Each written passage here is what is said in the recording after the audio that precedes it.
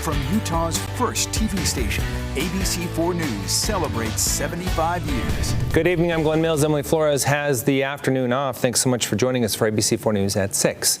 We do begin tonight with the conclusion of our coverage on the investigation into Parth Gandhi.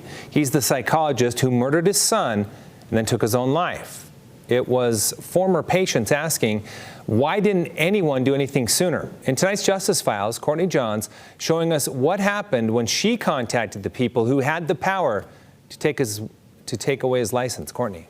Glenn, we told the Division of Professional Licensing as well as the Utah Psychology Licensing Board that we had spoken to multiple women who said Parth Gandhi sexually assaulted them. Both agencies said no to an interview, but in an email, they told us they did everything by the book. Domestic abuse, sexual solicitation, and rape. These are some of the reports we found filed over the years involving Parth Gandhi. That's ridiculous. Going by the name Hope, this woman says she was in a dark place when a friend recommended she ask Gandhi about ketamine treatment. He offered to talk with me for free. She opened up to him about her trauma.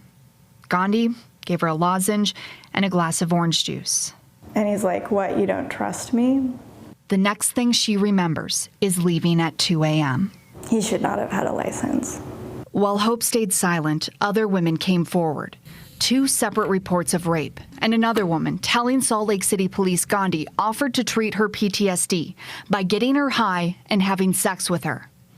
Of the nearly 30 reports filed with Salt Lake City police, 2 women told police they also reported it to the Division of Professional Licensing, an agency that disciplined Gandhi 5 years ago. Got myself in a little trouble. That's Gandhi speaking before the Utah Psychology Licensing Board in 2018, after he was arrested for soliciting a prostitute and lying about it on his license renewal. Thank you for getting into treatment yourself to deal with the issue, the underlying issues. This was his punishment, speaking to the board and a public reprimand, calling his conduct unprofessional. That's all. There's no, follow-up, no probationary period.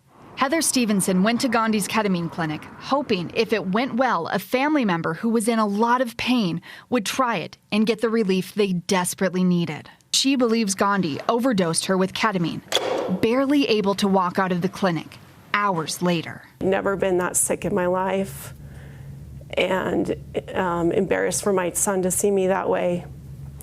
But I didn't have a choice. Like, that's how I was. The next time she heard about Gandhi was months later, when he murdered his son and took his own life. How did this go on unchecked?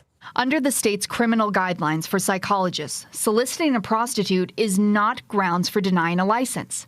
Neither is domestic violence. That's insane. Based on these guidelines, rapists and murderers could become licensed therapists in the state of Utah. Human to human. Like, forget about the law. What's the right thing to do? Let down by the law. Heather says if someone would have stopped Gandhi, his 16-year-old son would still be alive. I would have a hard time sleeping at night if I was on that board. But Hope says that burden belongs to someone else. I'm not going to put that responsibility on anybody else but Parth. And we actually found Gandhi's disciplinary action. That was through the Division of Professional Licensing's website. And anyone can look them up to see anyone who has a professional license. That could be a doctor, a dentist, or even a contractor.